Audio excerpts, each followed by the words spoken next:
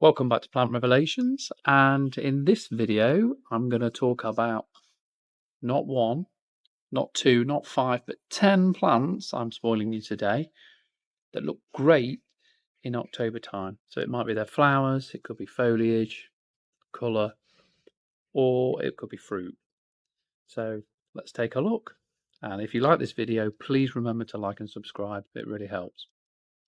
To start with, I want to talk about this tree here. Now it's a small fruiting tree, which actually had these really big, large fruits, and it confuses a lot of people.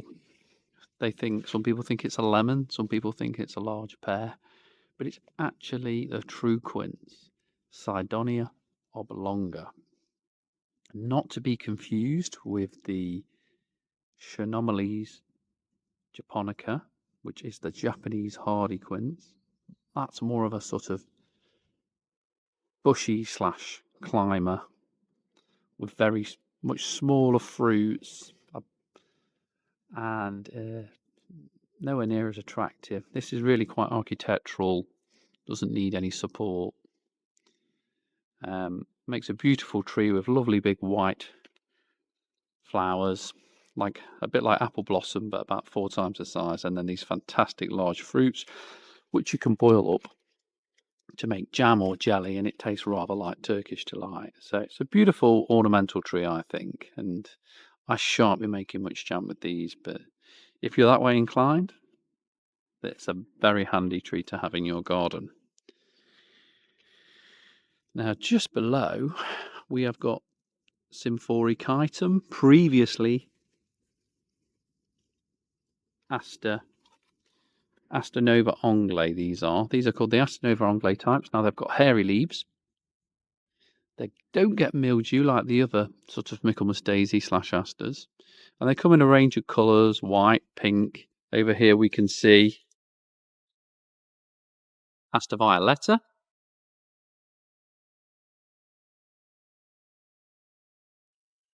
Just here, lovely dark violet flowers. It's about 6 foot, and this one is called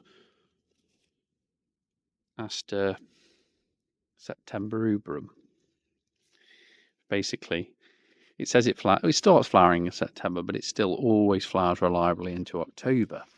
Now, the great thing about these asters is it doesn't matter whether we have a hot summer or a dry summer, hot dry summer or a wet cloudy summer, they always flower reliably in October. You can always bank on these to look good then.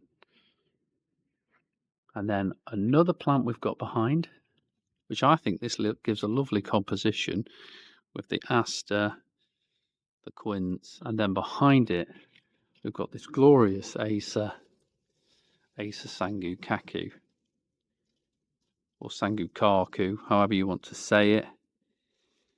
And this is a spectacular Acer this time of year. It's got this lovely yellowy foliage that turns to this burnt orange, and it has that added bonus of bright red stems in the winter, much like a dogwood.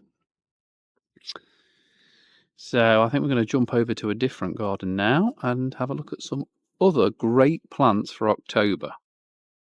Just here is a plant called Prunus sargentiana. Now, I bought this a few years ago as Sorbus sargentiana, bare root, and it was not until it came to leaf that I realised it was the wrong plant, and there'd obviously been a mix-up at the nursery that sold it me, and I was a bit disappointed. Actually, now I'm really quite pleased I didn't send it back or chuck it away. So its new leaves come out dark purple in spring, and they turn to green. It has a very simple pale pink blossom, which is nice as well. So new foliage purple, nice pale pink blossom. Foliage turns green by midsummer, and then in autumn it goes this amazing dark red. So it's got quite a few seasons of interest, and I think I'm going to hold on to it. Another great October flower is this one. It's called Anemone Bressingham Glow. It's got double pink flowers. It's a hardy perennial.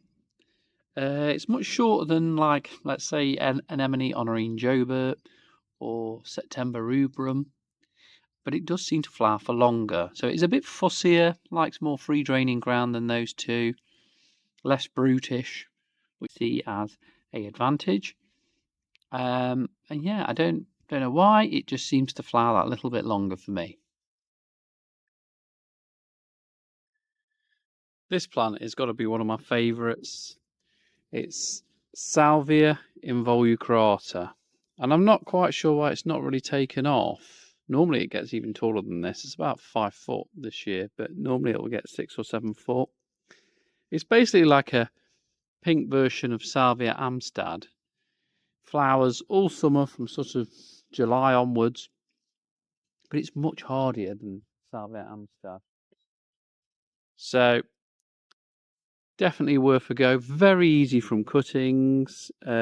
Just make sure it's in a free draining spot so it doesn't rot off in the winter. Yeah, it's got these amazing fluffy electric pink flowers. I mentioned salvias in the last video, so I'm not counting that as one of the plants for October, but this one is called Salvia Hopley's Ruby, I believe, and it's looking absolutely fabulous. Any of the bushy salvias are a really good choice, and they flower from June all the way up to November. Another great plant for October flowers is this, and interest, is Ceratostigma plumbaginoides. Gets about 3 foot. Got these beautiful blue flowers. Starts flowering around about August time, and it just keeps going until the first frosts. This is one that's in a bit more of a sunnier exposed spot, and you can see this is starting to turn red now, and it's still flowering. But really easy plant. It likes a nice free draining spot, grow in sun or shade, and all you have to do is chop it quite hard about March time to about 3 or 4 inches tall. Any good variety of rose will keep flowering continuously. Most hybrid teas from June all the way through to the first heavy frosts. And this one is no exception.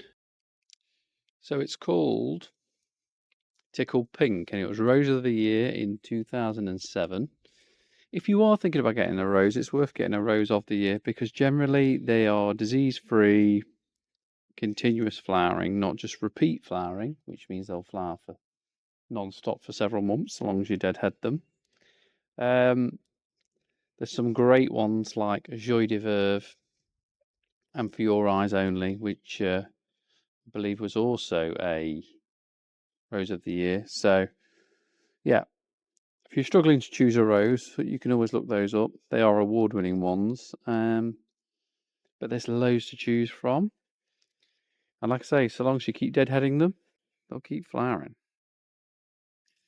So this one here is Helianthus lemon queen.